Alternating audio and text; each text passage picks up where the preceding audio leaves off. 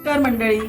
तर मस्तपैकी महाराष्ट्रात आज सगळीकडे पाऊस पडतोय, तुम्हाला तर चांगल्या प्रकारे माहिती आहे, आणि थंडगार असं वातावरण झालेलं आहे आपल्याकडे. तर आज मुलांना वाटलं की मम्मी आज पाऊस पडतोय छान, तर आपण भजी करूया. तर मी आज कांद्याची भजी बनवते. कांदा आणि मिरची, मी खेकडा भजी नाही बनवते, कांदे बारीक कापून छोटे छोटे कट करून त्याची भजी बनवते. त्यासाठी आपल्याला बेसन पीठ लागणार आहे. मी हे तुम्हाला बारीक कापून मिरची आणि कांदा मी पीठ हे करून तुम्हाला दाखवते मिक्स करून. तर मी याच्यामध्ये बघा दोन ते तीन कांदे बारीक चॉप करून घेतलेत आणि 2 हिरव्या मिरच्या बारीक कट करून घेतल्या आहेत.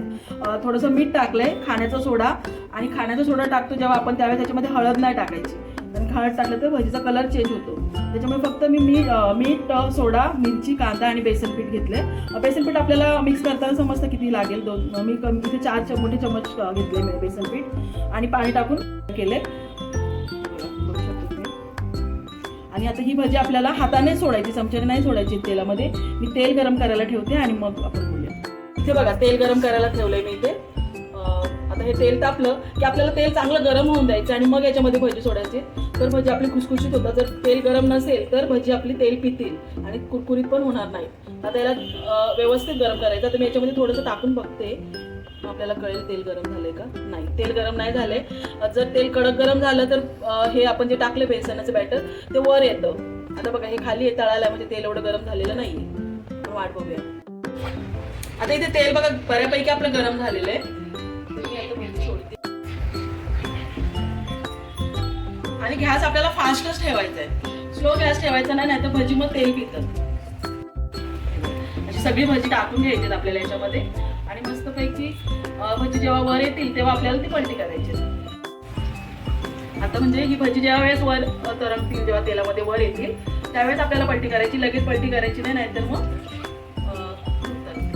आता बघा ही अशी मस्त वर तरंगली आहेत ना भजी. आता ही आपल्याला पलटी करायची. तर जरा ही रेड झाली आहेत ना, ती खालून एका साईडून भाजलीत, हे पलटी करायची. अशी दोन्ही बाजूने आपल्याला मस्त क्रिस्पी तळून घ्यायची. ती असं पलटी मारायची. किती छान झालंय बघा. अजून थोडंसं आपल्याला असं रेडी थोडंसं हे कलर ब्राऊन कलर करायचा याचा, जास्त काळपट नाही करायची. आणि मस्त पावसाचा थंड वातावरणाचा आस्वाद घेत आपल्याला ही भजी खायची आहेत. आणि तोपर्यंत तुम्ही आपल्या आम्ही नगरकर या चॅनलला सबस्क्राईब नसेल केलं तर प्लीज सबस्क्राईब करा, एक लाईकही द्या आणि शेअर करा आपल्याकडे. हे बघा किती सुंदर भजी झाली आहेत. खूप खुसखुशीत लागतात ही भजी, तुम्ही ट्राय करून बघा नक्की. आणि जास्त सामान पण लागत नाही, काही थोड्याच वस्तूमध्ये हे होतं. फक्त कांदा, मिरची आणि आपला खायचा सोडा थोडासा टाकला की मस्त खुसखुशीत होतं. आणि भजी तळायला जास्त तेल नाही टाकायचं, म्हणजे ते तेल वायाला जात नाही ना. हा, तर ही आपल्याला फक्त ह्याच कलरमध्ये काढायचे, जास्त आपल्याला त्याचा डार्क कलर करायचा नाहीये, नाही तर मग ती कडवट लागते. आणि काढताना गॅस स्लो करायचा आपल्याला. भजी बाहेर काढताना तेलातनं गॅस स्लो करायचा, फास्ट ठेवायचा नाही. बघा आपली भजी किती छान झाली आहेत, एकदम वरून क्रिस्पी, आतमध्ये एकदम खुसखुशीत. तुम्ही पण अशी करून बघा भजी. पावसाळ्याची भजी खूप छान लागतात. जर तुम्ही घाटावरचे असाल तर आपण घाटातून जाताना तिथे अशी भजी मिळतात पावसाळ्यामध्ये, खूप सुंदर लागतात, टेस्टी लागतात आणि खूप कमी साहित्यात बनतात आणि झटकन बनतात. तुम्हाला जर माझी ही रेसिपी आवडली असेल तर अशाच चांगल्या चांगल्या रेसिपी बघण्यासाठी आपल्या आम्ही नगरकर या चॅनलला सबस्क्राईब करा, लाईक करा आणि जास्तीत जास्त शेअर करा. धन्यवाद.